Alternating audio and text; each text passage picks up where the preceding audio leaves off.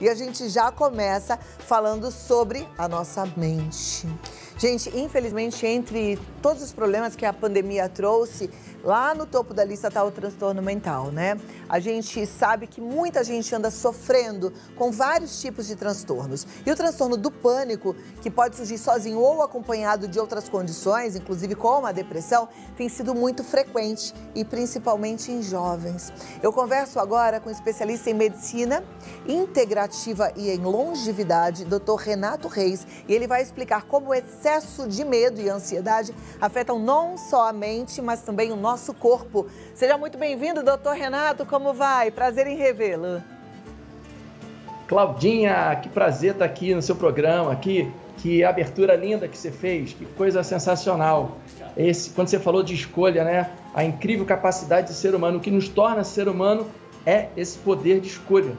Fantástico, parabéns aí pela sua abertura. Tem tudo a ver com o tema, tem tudo a ver com... É um antídoto, essa sua abertura contra a síndrome do pânico, que é um transtorno de ansiedade.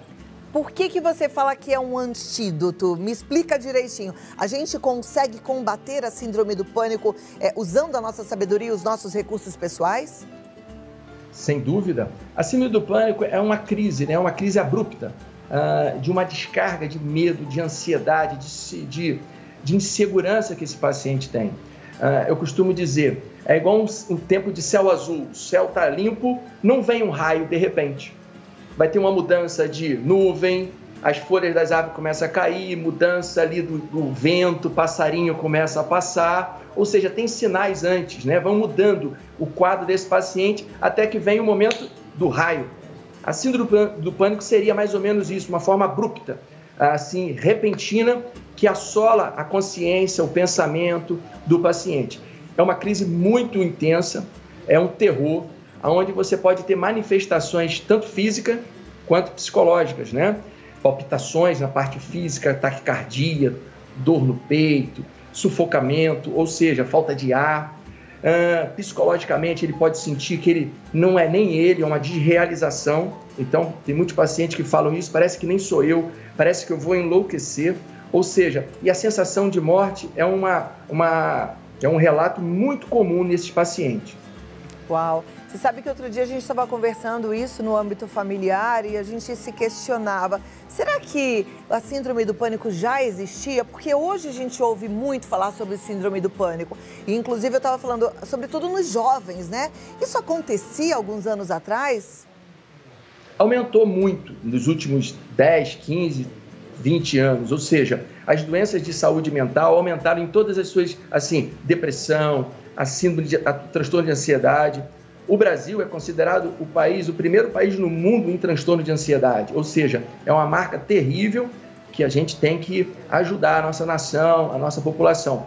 Porque o transtorno de ansiedade, ele é cumulativo, ele vai muito do padrão de comportamento, da forma como as pessoas lidam com o seu dia a dia, com as frustrações, com as dores, a forma de adaptação aos reveses da vida, ou seja, vai depender muito da característica. A ciência já tem mostrado que tem um fundo, às vezes, hereditário, pais e mães que têm transtorno de pânico, transtorno de ansiedade, pode ter filhos também que vão produzir os sintomas, mas e tem vários outros gatilhos, o estresse, as crises financeiras, a instabilidade, a insegurança, tanto de futuro quanto as relações interpessoais, tudo isso vai causando.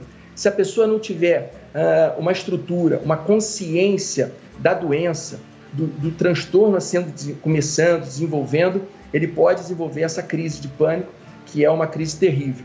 E a pessoa vai desenvolver mais ainda aquela insegurança que seria uma complicação da síndrome do pânico, né? Onde ela vai começar a ter limitações na sua própria vida diária. Ela não vai querer mais pegar ônibus, andar de metrô, frequentar lugares que tem mais gente, aglomerado, ou seja, ele vai se limitando e as relações interpessoais na família vão se tornando cada vez mais difíceis. O tratamento é muito importante para esses pacientes. Era isso que eu ia te perguntar, porque ainda há pouco a gente falou que o paciente por si só ele consegue perceber e ele consegue buscar alternativas para lidar com tudo isso, mas Como você falou que tem lá a iminência de morte, a taquicardia, a sensação de que nem é você que está dentro do seu corpo, mas que é uma outra pessoa, eu imagino que a pessoa com síndrome do pânico tem que ter uma intervenção, talvez até medicamentosa, verdade ou não? Sem dúvida nenhuma. Quando o paciente já chega num quadro de transtorno de pânico, ou seja, uma crise abrupta, e ele vai ter crises recorrentes, se ele não tratar, ele precisa de tratamento medicamentoso. O tratamento medicamentoso é eficaz, né? Tanto os antidepressivos, que vão ter uma ação de curta, média e longa duração, quanto os ansiolíticos, né? As medicações que vão atuar ali diretamente, de forma imediata na crise. E não só a medicação, esse é um ponto muito importante. Muito preconceito se tem ainda das doenças mentais, da pessoa buscar psicoterapia. A terapia hoje, principalmente a técnica da terapia cognitivo-comportamental, é muito efetiva. Para esse paciente ganhar autoconsciência, perceber aonde estão os gatilhos, essa exacerbação da ansiedade, conseguir tratar os traumas. Ou seja, é um processo de autoconhecimento, dominar esses traumas psicológicos. Tem muitos traumas de infância que remontam e faz essa pessoa ser mais instável. Então, o processo terapêutico não só é efetivo, como vai fazer com que, quando esse paciente retirar a medicação, ele estabilize, tenha uma vida mais eutímica, né, controlada, sem os reveses da crise, entendeu? Continuo com o Dr. Renato Reis, deixei aqui a pergunta, né, sobre a duração do tratamento. A gente tem, quando tem ansiedade mais ainda, muita vontade de ter resultado rápido. O tratamento psiquiátrico, ele é rápido? Quanto tempo dura um tratamento de síndrome do pânico, doutor? Então, Claudinha, vai depender do grau, da intensidade desse padrão de ansiedade do paciente, mas o tratamento ele tem uma resposta efetiva. Sendo bem orientado, a medicação, você falou aí da tarja preta, os ansiolíticos, os benzodiazepínicos, né, ele tem uma ação efetiva na crise. Então, nas primeiras 2, 3 semanas, aonde é o tempo que geralmente leva para os antidepressivos, né, os inibidores da recaptação da serotonina agir, os ansiolíticos são muito bem indicados nessa primeira, segunda, terceira semana. Ou seja, eles controlam a ansiedade. No caso de crise, um paciente mais instável, um quadro mais grave, os ansiolíticos são muito bem prescritos ali até os antidepressivos agir. Eles que vão estabilizar esse quadro emocional, do comportamento, esse pensamento tão conturbado que ocorre nesse quadro da síndrome do pânico, que é um transtorno de ansiedade severo. Então, esse preconceito com tarja preta não condiz, entendeu? Os antidepressivos hoje são drogas muito seguras, não vão causar dependência.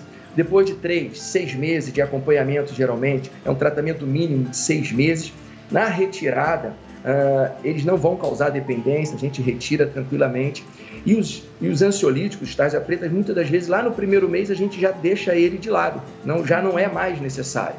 Conjuntamente com a terapia, esse paciente vai ter um caminho, um caminhar muito mais sólido nesse tratamento. Perfeito. Então, eu acho que ficou claro, não só para mim, mas para quem está em casa também. Espero que você que está em casa tenha entendido. Normalmente, o tratamento para a crise do pânico vem com um antidepressivo, que aí a pessoa começa a tomar, junto com esse antidepressivo, um ansiolítico, que é o benzodiazepínico, que você falou, porque aí quando o antidepressivo fizer efeito, diminui o benzodiazepínico e a pessoa continua só com o antidepressivo. Peguei. Perfeito. Entendi. É o tempinho do antidepressivo começar a fazer efeito. Que aí você disse que dura até 3 semanas, né? Os ansiolíticos têm uma ação imediata. Se eu tiver uma crise aqui agora, uma medicação que eu boto sublingual, eu já vou ter um controle da minha situação, eu vou conseguir controlar o meu ímpeto, o meu pensamento, aquele exacerbado, ele entra num eixo bom, eu não vou dormir, eu não vou ficar ali inconsciente, não, eu vou ter um controle. Tá. Funciona muito bem e os pacientes com o transcorrer do tratamento falam assim, nem precisei mais usar esse SOS sublingual para o controle da minha ansiedade, doutor. Que ótimo, gostei do que você falou, o SOS, é um SOS então o ansiolítico? É isso, SOS é o uso ali na crise, né, que eu posso ter comigo.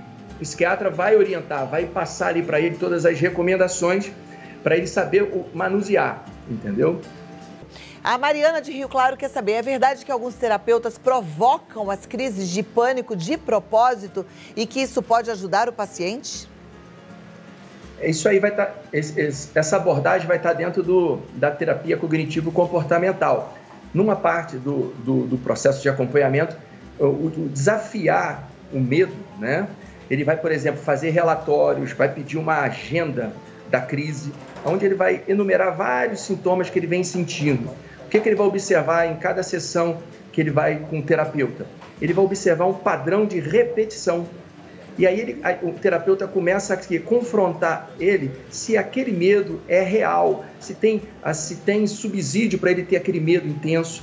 Ele vai procurar mostrar que existe um padrão de repetição. Ele começa a confrontar o paciente diante do seu medo, daquele medo, daquela percepção irreal daquele perigo.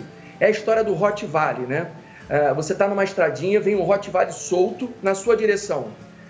Eu não vou ali esperar o que vai acontecer, eu tenho que fugir. Ali eu tenho que ter uma ansiedade fisiológica, um medo de proteção. Então a ansiedade, ela é um legado da nossa evolução. É feito para nos proteger. A ansiedade saudável foi feita para isso, para a gente criar os nossos desafios, superando esses desafios, eu me sinto aliviado, me sinto realizado. Quando eu tenho uma percepção errônea, aquele Rottweiler pode ser um poodle, numa correntinha, e ele vai tremer de medo daquele poodle. Então, nesse processo terapêutico, ele vai confrontar esse paciente contra aquilo. Olha, não dá para ter medo de um poodle. Então, você tem que desafiar isso. Não dá para ter medo de um ônibus. O que um ônibus pode criar de pânico para você? Então, o que a paciente aí está falando, a pergunta, é isso. Tem hora que o terapeuta começa a confrontar, porque faz parte do processo de tratamento, processo de autoconhecimento diante daquela realidade. Eu não vou me acovardar, eu não vou retroceder, eu vou, com o tratamento, de alguma forma, progredir, avançar no meu autoconhecimento diante dessa crise, entendeu? Perfeito, adorei, não sabia disso. Olha lá, a gente não para de aprender, só para de aprender quando para de viver. Próxima pergunta já vai para a tela, é a pergunta do Thales, de Ouro Preto, Minas Gerais. Como posso ajudar uma pessoa durante uma crise de ansiedade ou de pânico? Então, uma crise de ansiedade, muitas das vezes o paciente é uma queixa mais cotidiana, ela é mais suave. A crise do pânico não. Ela vai ter ali no ônibus, no supermercado, no metrô, em qualquer lugar, numa escola, dentro de uma igreja. Ou seja, ela pode ter aquela descarga, aquele medo súbito de morrer. O que tem que fazer na hora ali é conter o paciente. Muitas das vezes o paciente até pede, me abraça, me contém aqui, eu estou com medo, vou morrer. Ali na hora você pode tranquilizar.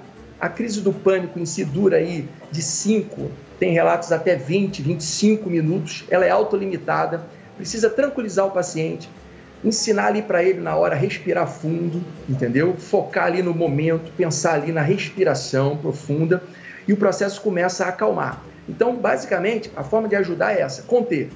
Se puder levar para um pronto atendimento, o médico vai medicar, vai fazer um ansiolítico nele e a crise vai passar. Perfeito. Próxima pergunta, vai lá para a tela já. Gente, quem não mandou 11 9 50 45 18 40, hein? Michele de Pinhais, no Paraná. Faço tratamento para transtorno do pânico, já tive muitas recaídas. Terei de usar medicação por toda a vida? Então, a resposta ao tratamento do pânico, ela é muito positiva. 90% com ótimos resultados. Vai depender muito do seu tratamento, da medicação, da dose que você está usando da medicação, da associação, às vezes, de uma medicação que vai potencializar os efeitos do antidepressivo que você está usando, da terapia que você está fazendo, entendeu? É todo um contexto. Vai depender também da escolha que você está fazendo diante da vida, das suas decisões, da maturidade que você começa agora a tomar. Eu costumo dizer o seguinte, a ansiedade é uma condição saudável, é o que eu falei, é um legado da nossa evolução. O medo e a ansiedade é para nos proteger. Ela se torna patológica quando nós, seres humanos, começamos a perder a noção dos nossos limites. Um ser humano que quer controlar futuro, circunstâncias, pessoas, acontecimentos, esse ser humano já perdeu a noção do seu limite. Eu não posso controlar futuro. O imponderável da vida é o imponderável da vida. O que está na minha alçada são as minhas responsabilidades, o que eu devo fazer de bem e de bom e de justo durante o meu dia a dia, o que eu tenho que aprender. quais crenças que eu tenho que deixar para trás, o que eu preciso desaprender e aprender uma coisa nova, positiva para a minha vida. Ou seja, vai ser muito um processo de atitude diante da vida. Eu costumo dizer, a liberdade do ser humano é um bem maior. Todo mundo quer uma liberdade, mas essa liberdade precisa ser regida com responsabilidade.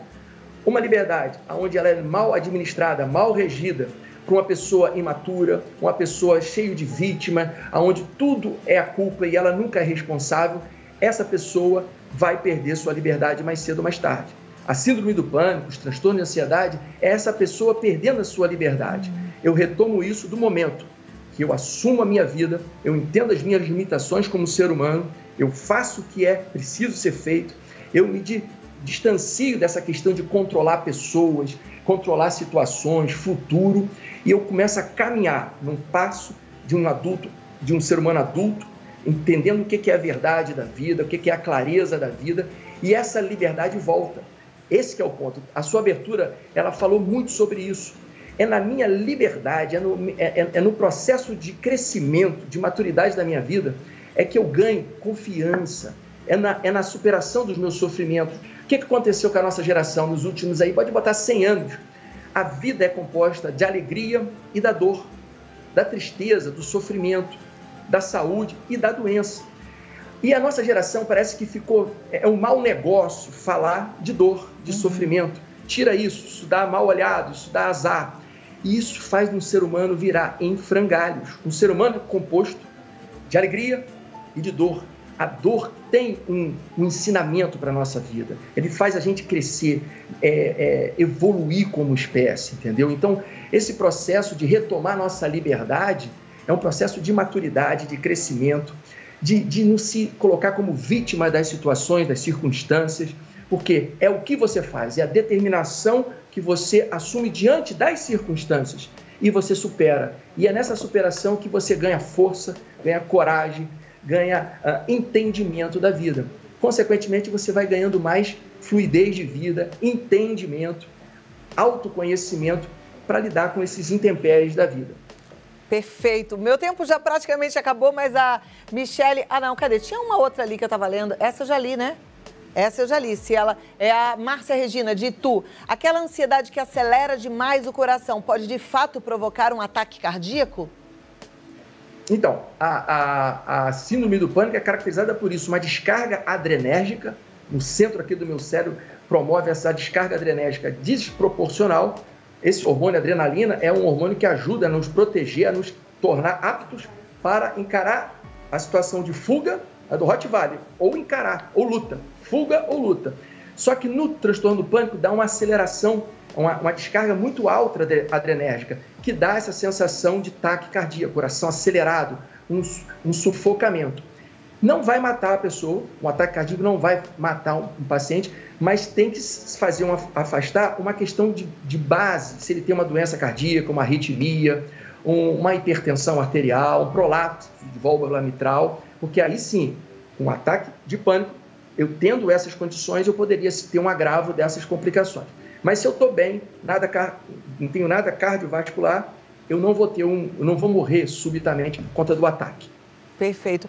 Eu amei esse tema. Você sabe que eu não tenho nenhuma dúvida de que a nossa audiência também gostou. Um tema muito atual, muito oportuno. E eu quero que a gente volte para falar de outros transtornos psiquiátricos, que a gente volte para ajudar as pessoas aí que estão passando por momentos tão delicados, tá bom?